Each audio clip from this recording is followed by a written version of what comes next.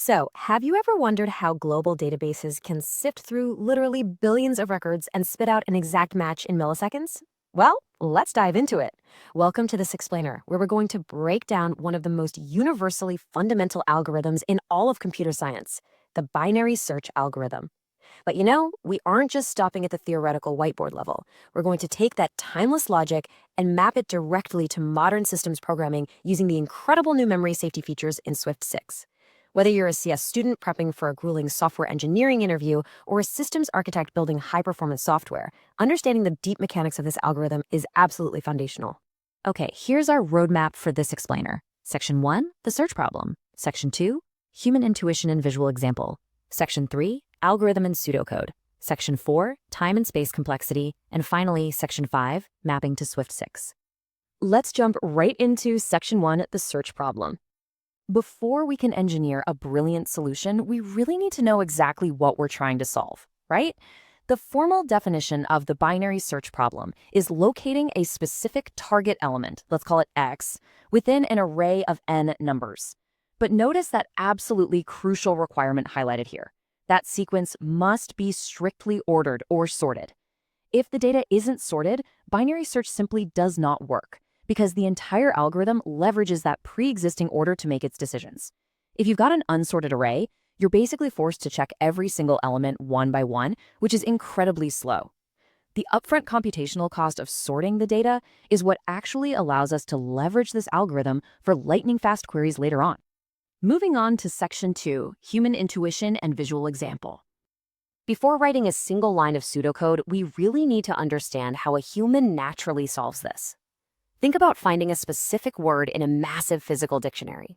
You don't read page 1, then page 2, then page 3. No way. If you're looking for the word zebra, you open the book right to the exact middle. Let's say you land in the M section. Well, because zebra comes alphabetically after M, you completely and instantly ignore the entire left half of the book. You've just successfully discarded thousands of pages in literally zero time. You then repeat that exact logic on the remaining right half, jumping to the middle of that section, until you hone in on the exact match. That physical act of having the possibilities is binary search in a nutshell. And this brilliantly illustrates how we manage that exact state in code. Let's visualize this with a clean technical array of numbers. We use pointers to track our search boundaries. Notice our left boundary pointer P is starting at index 0. Our right boundary pointer R is at index 6. To find our midpoint Q, we mathematically average our boundaries. 0 plus 6 divided by 2 equals 3. So Q lands right in the center at index 3, which holds the value 41. Our target X is 59. Now we ask the critical question. Well, because 59 is greater than our midpoint value of 41, we know definitively that our target cannot be on the left side. So we've got to search to the right. Notice how the algorithmic state transitions here. We advance our left pointer P past the old midpoint to index 4. Our right pointer R stays anchored at index 6. By moving that one single pointer, we've just mathematically halved our search space. We calculate a new midpoint Q by taking 4 plus 6 dividing by 2, which equals 5. So our new Q lands at index 5, holding the value 68. Now we ask the question again, is our target 59 less than or greater than 68? It's less. So we completely discard everything to the right and search to the left of our new midpoint. To execute that, we physically shift our right boundary R down to index 4. Look really closely at this convergence. Our left pointer P, our right pointer R, and our newly calculated midpoint Q all mathematically converge exactly on index 4. This convergence means our search space has collapsed down to a single possibility. We check the value at index 4 and it's exactly 59. Boom, we found our target. We successfully honed in on the exact location without ever inspecting the vast majority of the array. Let's formalize that in Section 3, algorithm and pseudocode. To manage our algorithm state effectively, whether you're at a whiteboard or in a code base, we constantly track these specific variables. You really need to know these by heart. P and R are our boundary pointers. They represent the strict bookends of the valid subarray we are currently searching. Q is our calculated midpoint index, the probe we use to test the data. And X is our target key. These 4 variables are the entire engine of the algorithm. And here is the core logic loop. Step 1 is our base case. And listen, this is the absolute most common place candidates fail in whiteboard interviews. If our right boundary R crosses strictly behind our left boundary P, it means our search space has entirely collapsed to zero. The boundaries have inverted. The target just doesn't exist, and we must return a not found state to prevent an infinite recursive loop. Step 2, we mathematically pinpoint the middle. Step 3, if the midpoint holds our target, we exit triumphantly. Step 4 is the recursive magic. If the target is less than the midpoint, we update our boundaries to dive strictly into the left half. Otherwise, we dive right. Section 4, Time and Space Complexity. In computer science, an algorithm is really only as good as its mathematical guarantees. The time complexity of binary search is big O of log n. Now, what's really fascinating about this is the sheer power of logarithmic scaling. Because we divide the remaining search space exactly in half during every single execution step, the runtime grows incredibly slowly compared to the dataset. To put that into perspective, even if you have an array of 1 billion sorted items, it would take roughly 30 operations at most to find your target. That is the astonishing real-world power of O of log n. Moving over to space complexity, it's vital to differentiate our metrics here. While the underlying array itself obviously requires O of n memory just to store the vast amount of data, notice the algorithm variables. The binary search executes completely in place.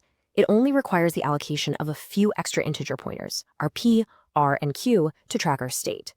This makes the auxiliary space complexity a highly efficient O of 1. It uses practically zero extra memory to run, no matter how massive the input array gets. Finally, let's tie this all together in Section 5, Mapping to Swift 6. Let's take this theoretical algorithm and apply it to modern systems programming. When implementing recursive algorithms like this, older paradigms often forced a really difficult systemic choice. You either passed array slices safely but triggered massive hidden copy-on-write performance penalties, literally copying data in memory and destroying your efficiency, or you used raw C-style pointers, which are fast but incredibly dangerous, often leading to memory leaks and segmentation faults. Well, Swift 6 bridges this divide and eliminates the trade-off completely through strict ownership rules. It achieves this by introducing the borrowing modifier. By marking our array parameter as borrowing, we statically guarantee to the Swift compiler that our binary search function is merely looking at the memory. It doesn't own it, and it definitely won't destroy it. Connecting this back to our highly efficient O1 space complexity we just talked about, this completely bypasses any hidden runtime traffic like implicit copying or automatic reference counting. It's a pure, zero-cost read of the array. Furthermore, when we restrict our binary search to a specific narrow boundary within that array, utilizing Swift's new span type provides unprecedented safety. A span is a non-escapable type. This means the compiler mathematically proves at build time that the span can never outlive the original array it points to, so our algorithm simply cannot access deallocated memory. Dangling pointers are literally eradicated at compile time. This is a massive game changer for writing reliable systems-level code. So our modern Swift implementation looks like this elegant signature. Take a second to look at it. By adding just one single keyword, borrowing, to our array state, we activate that rigorous compile time safety and achieve raw C-level performance.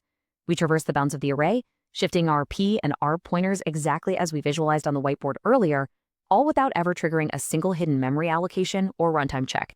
And that brings us to the end of our explainer.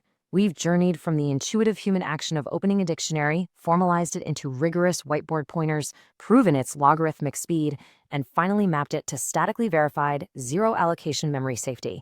But I want to leave you with this final provocative thought. If these new ownership rules make a simple read-only algorithm like binary search this remarkably safe and fast, imagine what Swift 6's strict memory rules could do for your most complex, mutation-heavy data structures. Keep exploring and keep optimizing.